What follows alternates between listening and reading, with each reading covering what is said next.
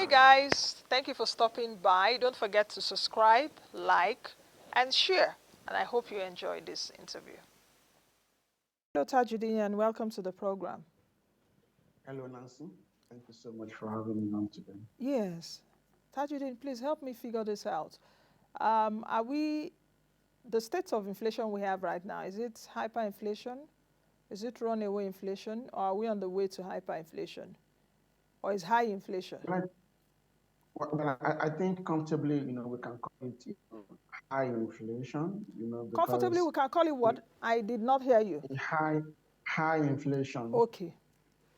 So because we have a situation where we are at 31.7%. And if you look at that number and you trace years ago, you will notice that the highest that we have seen the past 28 years is 47.6%, which is in January 1996. And what that implies is that this 31.7% inflation for the month of February, is the second highest inflation, since in the past 28 years. And it is an indication of several factors. And what I can also say is that the the drivers of inflation didn't start now. It is a reflection of accumulated, impact of several factors over the past sort of, let me say, 8 years. And it is just, biting all of us now because we left it without really addressing it. Yeah. Mm. Okay, I know I asked you that question because for those of you that studied economics or you're an economist, I know that hyperinflation could be defined as perhaps an uncontrollable general price increase over 50%. And you were right on point when you referred me back to in the 90s when we had about 47% inflation. Now, since you've answered that, let me go to the cocoa of the matter, which is in the last 1 year and a half, or in the last 2 years, or let me even say in the last 3 years, have we had hyperinflationary conditions whereby inflation, of course, rising uncontrollably despite the efforts by the authorities to tame it, and is not being tamed? So So, are we living with hyperinflationary conditions without so us not suffering hyperinflation? so we can say that maybe we are living with those conditions, but they are not, largely speaking, reflecting in the numbers, because the number we have in the past sort of 2 to 3 years look more like 20% and below, and also something above 20%. But this time we have a situation where we have crossed 30%. And in looking at food inflation in itself, we are much closer to 40% than we are to 30%. So I would say that this time is the worst, that we are seeing in terms of price movement. And I think, the bulk of this impact, began to reflect in 2023, because we sort of ended, last 2022 with around just above 20% inflation.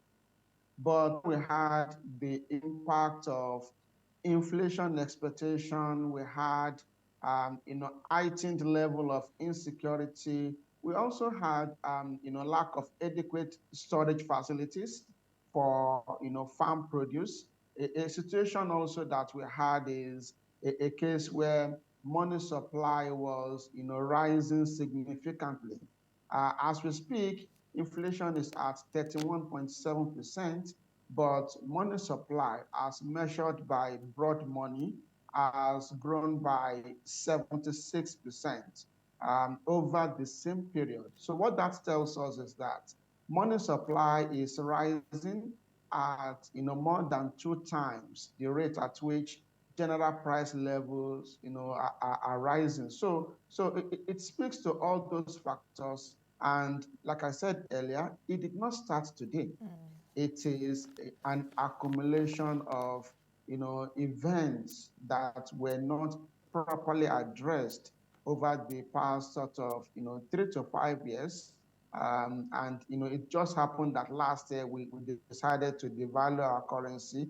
Last year also, we decided to remove completely the subsidy on petroleum products. So those are, largely speaking, the drivers, and it does not look like we are done yet.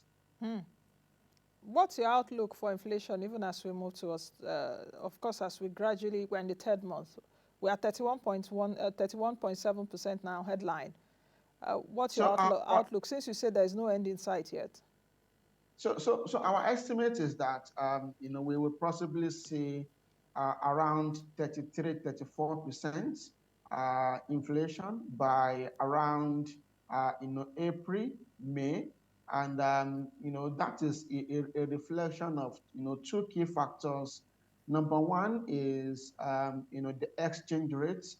We recognize that this year we have also seen a jump in our exchange rates from the close of 907 naira to the dollar last year to around 1,600. So if you look at that margin, it looks like 700 naira additional requirement for the naira to match up with $1.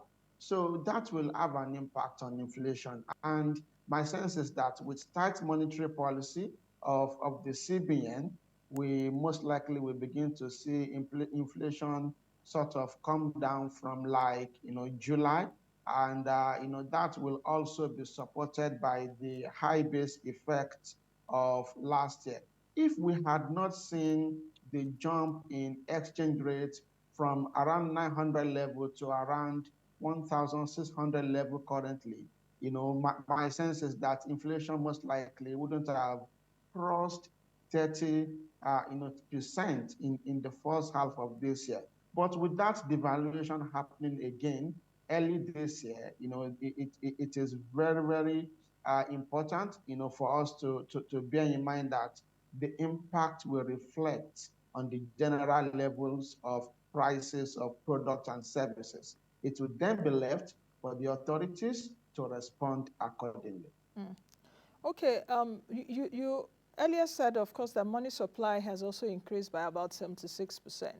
What would you say about the money supply restrictive actions by the Apex Bank that we've seen lately? Of course, Treasury bills right now are going for, perhaps it depends on the period you want to invest, 91-day, 182, and 364. Close to over 20%. This is one of the ways that the central bank is trying to mop liquidity out of the system and also make it attractive for people not to chase dollar assets, but of course to utilize the naira. So some of this money supply restrictive actions by the central bank, how do you see it impacting inflation overall? Because it seems as this is happening, money supply is also increasing. Is that moving a needle at all? So previously, we've not seen, what we have seen is a situation where the central bank, embarked on a tight monetary policy, last year. But, they really were not paying much attention to money supply growth, because you cannot be having a tight monetary policy, taking such decisions, and you still have a case where money supply is rising. It will be, fueling inflation somehow. So this time, what the current, CBN leadership is doing is to, heighten interest rates, to tighten, monetary conditions, and at the same time, they hike the, cash reserve, ratio for the banks, just to ensure that, money supply reduces. And The next thing that should happen is for us to see, stability of the exchange rate. The money supply that I said has risen in the last 12 months by 76% is partly reflective of the impact of currency devaluation. So if you, for domiciliary balances in banks, for instance, you will be converting them at higher exchange rates. That in itself, will have an impact on the deposits, that the banks are keeping in terms of, what, could influence inflation. So that is one thing I believe the central bank is working on. And my sense is that um, the moment they maintain a tight monetary policy, what you will see over time is a slower growth rate in money supply. When you have a slower growth rate in money supply, over time, you eventually will see the impact on inflation, because trying to reduce, money supply is a situation where you are trying to address the portion of inflation that is driven by by the increase in money supply. I'm not saying that the only driver is money supply. I'm just saying that it is an element in terms of the driver of inflation. We have other elements that are largely speaking, indicative of costs. By cost in this case, I mean the cost of energy, for instance, is having an impact on inflation. But what the CBN can do is to, control the level of money in supply, in circulation, and they are doing that via the CRR. They are doing that also via, hiking interest rates to slow down the rate at which credit flows to the private sector or to the economy generally, particularly credits that are not productive. When you have a productive credit flow, it will engender economic growth. But when it is not productive, such a flow of credit will only drive inflation. And I think the CBN is, taking the right steps in that regard. Mm. Okay, when you were speaking earlier, you talked about this trend haven't started like 4 or 5 years ago, that it didn't just start today. And that had to take me back. So I had to do chronicles. I think there's chronicles in the Bible. So I had to chronicle back in the last 4 to 5 years and chronicle it on the path of what has happened in the last 4 to 5 years. 2019, precisely, there was a border closure by the former president Buhari, and it took us about 2 years. I think the border was opened in 2021. 2020, there was a pandemic. 2021, okay, 2020, we were also in a recession, as it were. I think we came out last quarter of 2020, which was a bit surprising, the last quarter of 2020. So 2021, we were on the path of recovery. I think second quarter, of course, the GDP growth was a bit stronger. Tajudeen, you're trying to remember those details, but I can chronicle it. Then 2022, was it 2022? We had demonetization. Was it 2022? Yes, before the election. The demonetization process where the Naira redesign. And 2020, that same 2022, was it in 2023, the Supreme Court said, no, there needs to be remonetization, in terms of us using the old notes. And I think the Shonobi-led central bank at that time said, okay, we could do the currencies side by side.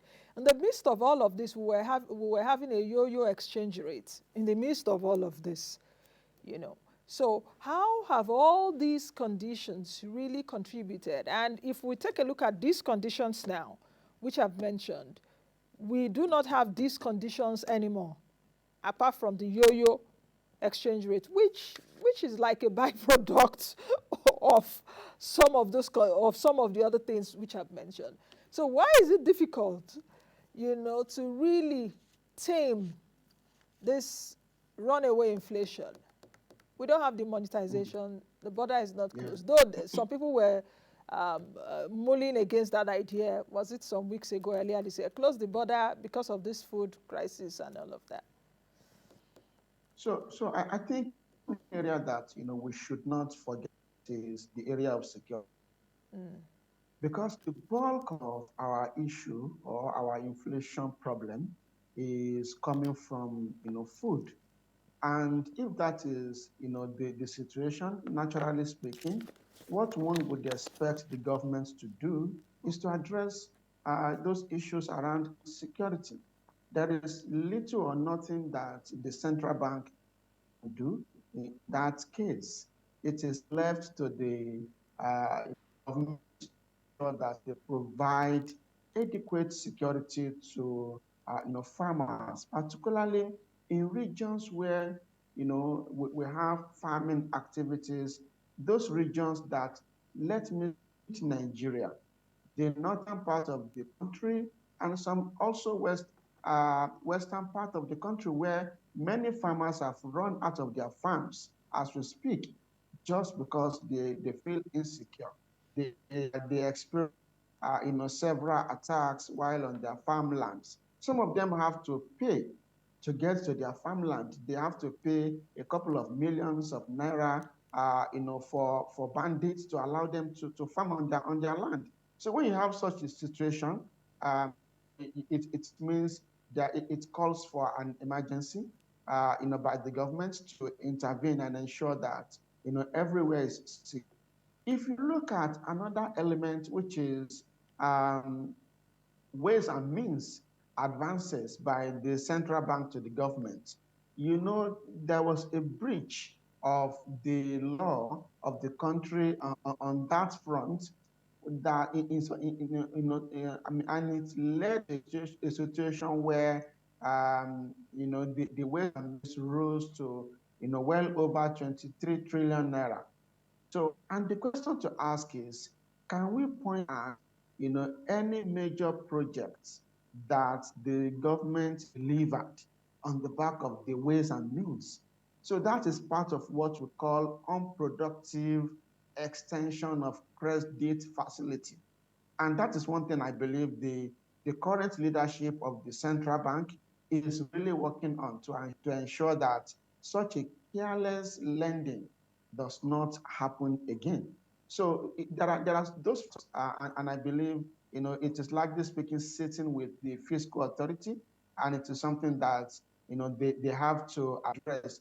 We don't have all those factors that you mentioned earlier, no doubt, but all these factors that I mentioned now, their impacts, are still reflecting in our daily lives, even though the public does not seem to have benefited from any of this. But it is biting all of us of inflation. So we need to do more. I mean, the government needs really to do more on that front. Tajudeen, as a research person at Chapel Hill Denham, I wonder what you and your colleagues, perhaps in the investment space, in the capital market space, and all of that, what you will be telling them to tell their clients about, about the general economic condition, and if you are indeed optimistic, pessimistic, or you're just a bit in the middle, perhaps sitting on the fence. What are you and your guys, what do you and your guys say? Perhaps as you saw these numbers on Friday. So one thing that I have to say is that, that number, 31.7% inflation, is spot on for us. It is exactly the number that we published, that we expect as a forecast for inflation. And in-house at Chapel Hill Denham, what we are looking at is for inflation to peak at around 33.5% thereabout in the month of April. And the advice that we are giving clients is that they should stay at the short to the mid end of the yield curve. Why are we saying this? We are saying this because of the expectation of further hike in interest rates, expectation of aggressive demand, or let me say aggressive supply of debt by the government. Yesterday, for instance, there was a bond auction where the government raked in well over 475 billion naira.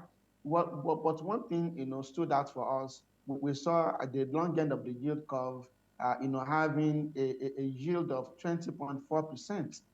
And 3-year money printing at 19.9%. So in an inflation environment, you would like to enjoy positive real return. But we're currently in an environment where investors are seeing negative real return, because all the investment securities out there are lower in terms of yield. The treasury bills yield is lower than inflation. The OMO bill is lower than inflation. 10-year bond yield is lower than inflation. It is negative. So we are advising investors and clients to look at equities where they can enjoy higher returns than inflation. Of course, the equities market definitely has been on steroids in the last few months, but it would really now be like a potpourri of stocks there within the portfolio. Perhaps the high returning or high dividend paying or capital appreciation stocks, isn't it?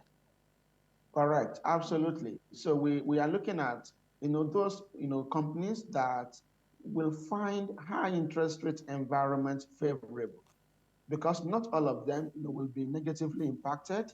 Banks, for instance, will find high interest rate environment favorable on two fronts. Number one, in terms of loans and advances. Number two, in terms of investment securities. What we have been telling clients is to ensure that they invest in banks that can make the best of high interest rates in terms of yield on assets versus cost of fund, because the area in which it will bite the banks also is the cost of funds to them, or what we can call cost of deposits. But if you are very efficient as a bank, you will ensure that you generate a lot more on the yield on assets compared to what it will cost you to create those assets in the first instance. So you will enjoy what we call net interest margin that is a lot more compelling and that will be earnings accretive. So I believe equities is where investors should be looking at, with year-to-date return at around 40%. That is significantly above the 31.7% inflation. No doubt, we have other securities in the market, like I mentioned earlier, they are still below inflation as we speak. The central bank will have its monetary policy meeting next week, after a month prior. That's the last one was last month. They're having it back to back so that they can fill in the lag that we had last year. Do you still see a hawkish stance by Cardoso and his team? Because the last MPR was raised to 22.75 from 18.75. With inflation at 31.7% now, with Cardoso and his team, I wonder what kind of arguments will go in the room, either for or against or hold. Do you see a hike, since the central bank really has a hawkish stance? That's one. Then number two is the week of central banks. Of course, this week, a lot of central banks are meeting across the world. Is there a kind of even influence? Is there a way that these central bankers move like teenagers, as it were? Because we saw that, I think, during the pandemic, almost all the global central banks were hiking rates. But European Central Bank, ECB, and the US, and some other Asian central banks, now we're seeing them, slow down a bit. So they seem not to be moving like teenagers now, because it seems everybody's now grappling with their own peculiar and unique challenges. But does all of this even filter in any way into what our own central bank does? That's the monetary policy meeting.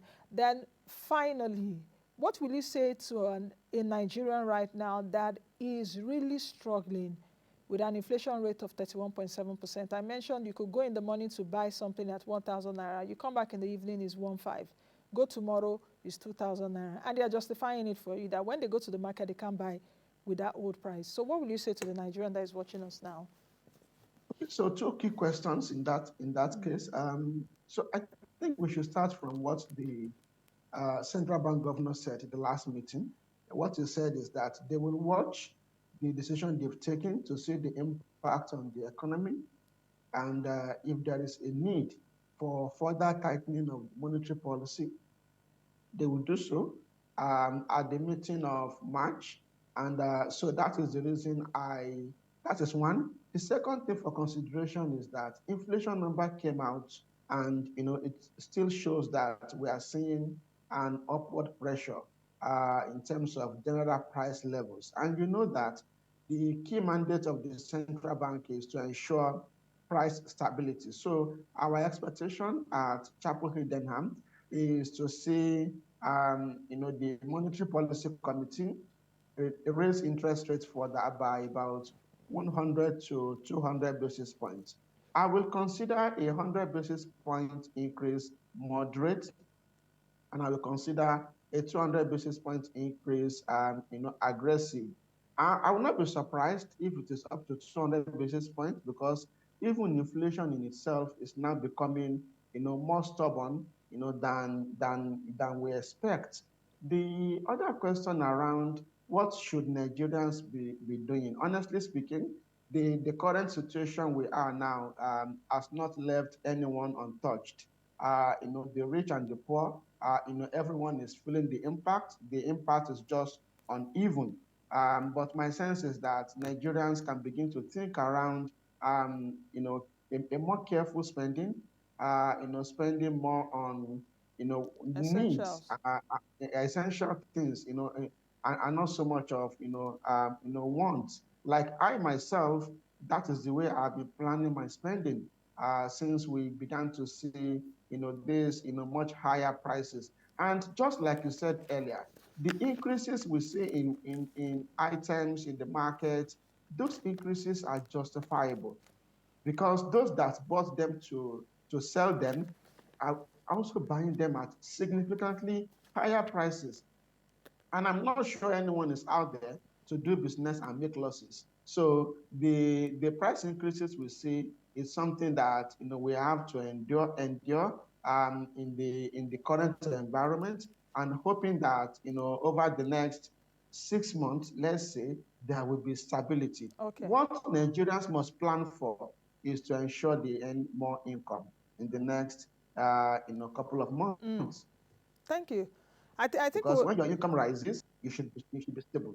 yes. When your income rises, your taste should not also rise with your income, because that normally That also is the comes thing. up. So you have to be stable. You have to stabilize Yes, you need your to curtail your your your income. taste at that point. Yes, curtail Yeah. your taste. Thank you very much, Tajudeen, because what was also coming to my mind when you were speaking, those that engage in the commerce of wants now, for people that have wants, their trade will also be a bit depressed now, because people are going for needs. But thank you very much for being on the show today. Always a pleasure to speak with you. Thank you for having me on. All right, I've been speaking with Tajudeen Ibrahim, who is the Director of Research and Strategy at Chapel Hill Denham. We've been trying to look at, the sides of inflation and how it affects you and I. I'll see you all again tomorrow. God willing, be the best you can be and be the change that you want to see. I am Nnaji. Bye. Thank you for watching. In case this is your first time watching us, thank you. Don't forget to subscribe to our YouTube channel, drop your comments as well as like, and most of all, share our content.